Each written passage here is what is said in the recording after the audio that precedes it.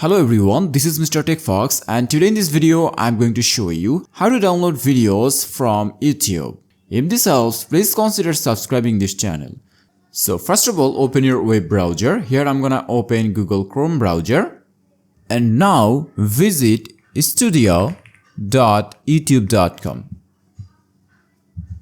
And from here choose content.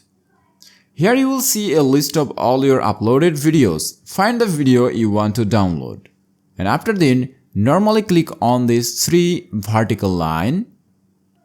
And now select download.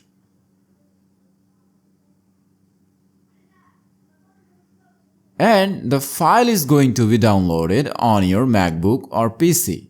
You can only download videos that you have uploaded to your channel. Otherwise, it will violate YouTube's terms and conditions. Each video can be downloaded up to 5 times every 24 hours. The download video will be in the resolution that was processed by YouTube, typically up to 720 pixels. If you found this tutorial helpful, please consider subscribing to Mr. TECHFOX. Thanks for watching.